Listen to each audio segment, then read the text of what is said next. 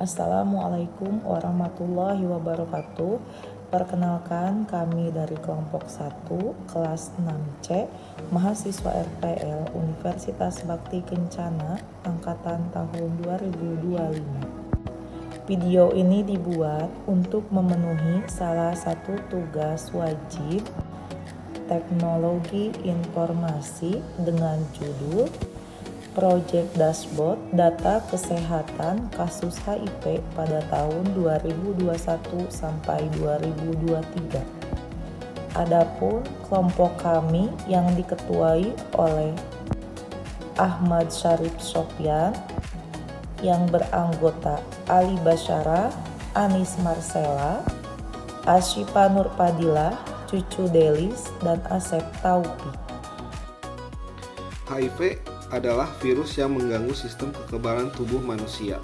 Mereka mengganggu kemampuan tubuh kita untuk melawan infeksi dan penyakit. Jika HIV ini tidak diobati, maka bisa berkembang menjadi virus AIDS, yaitu kondisi di mana tubuh kita menjadi sangat lemah, sangat rentan terhadap berbagai infeksi dan penyakit serius. Fase perjalanan virus HIV ini ada 3 tahapan. Yang pertama, fase 1 yaitu window period atau masa jendela. Fase ini berlangsung sekitar 2 minggu sampai 3 bulan sejak awal infeksi. Fase 2 yaitu masa laten. Masa tanpa gejala rata-rata berlangsung selama 2 atau 3 tahun, sedangkan masa dengan gejala ringan berlangsung hingga 5-8 tahun. Yang ketiga, fase masa AIDS atau fase terminal infeksi HIV ini. Di sini kekebalan tubuh sudah menurun drastis, nilai viral load semakin tinggi, CD4 sangat rendah sehingga mengakibatkan timbulnya berbagai infeksi oportunistik. Data yang kami peroleh dari Open Data Provinsi Jawa Barat dengan jumlah observasi 970 data. Tujuannya adalah mengidentifikasi pola tren dan distribusi kasus HIV untuk mendukung perencanaan intervensi promotif dan preventif. Pada proses data warning, data yang dikumpulkan dari website Open Data Jawa Barat, kemudian data diolah. Variabel yang diperlukan dibuang menyesuaikan dengan kebutuhan data yang diperlukan. Dan terakhir, validasi data yaitu memastikan data yang telah dibersihkan dan ditransformasikan sudah konsisten, akurat, dan siap digunakan dalam analisis lebih lanjut. Ada beberapa pertanyaan analitik yaitu 1. Bagaimana tren kasus HIV 2021 sampai 2023? 2. Kota atau kabupaten mana dengan kasus tertinggi dan terendah? 3. Jenis kelamin mana yang paling dominan? 4. Kelompok mana yang paling dominan? 5. Bagaimana sebaran kasus HIV di Jawa Barat? Berikut adalah dashboard tren kasus HIV di Jawa Barat tahun 2021 sampai 2023 dengan jumlah kasus 23.053 kasus. Berikut penjelasannya. Selanjutnya, pada diagram di atas, Kota Bandung memiliki kasus HIV tertinggi yaitu 2.237 kasus dan Kabupaten Pangandaran memiliki kasus terendah sebanyak 94 kasus dari tahun 2021 sampai 2023. Pada diagram ini, jenis kelamin laki-laki mendominasi jumlah kasus sebanyak 17.094 kasus atau 74,1%, sedangkan jenis kelamin perempuan 5.959 kasus atau 25,9% dari jumlah keseluruhan kasus. Pada diagram ini, sebaran kasus HIV di Jawa Barat tahun 2021 sampai 2023 untuk jenis kelamin laki-laki paling banyak ditemukan di Kota Bandung sebanyak 1.882 kasus dan paling sedikit di Kota Pangandaran yaitu 56 kasus. Sedangkan untuk jenis kelamin perempuan paling banyak ditemukan di Kabupaten Indramayu sebanyak 622 kasus dan paling sedikit di Kota Banjar sebanyak 35 kasus. Pada diagram ini, usia 25-49 tahun mendominasi dengan jumlah kasus 15.810 kasus atau 68,6%.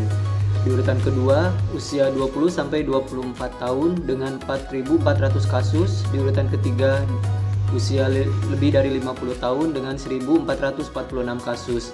Di urutan keempat, usia 15-19 tahun dengan 911 kasus, usia 0-4 tahun dengan 296 kasus, dan di urutan terakhir usia 5-14 tahun dengan 190 kasus.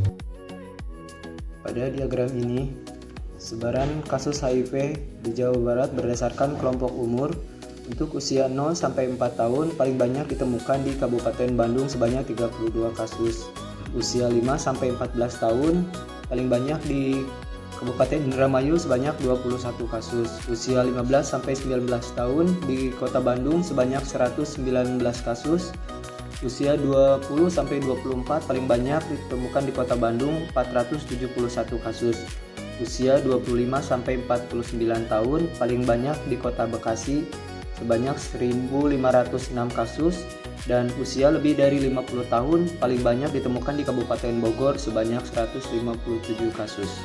Interpretasi peningkatan kasus HIV di Jawa Barat dapat dipengaruhi beberapa faktor, diantaranya perilaku seksual beresiko, penggunaan jarum suntik bersama, kurangnya edukasi dan pengetahuan, pergaulan bebas dan gaya hidup, stigma sosial dan akses layanan terbatas, serta penularan dari ibu ke anak.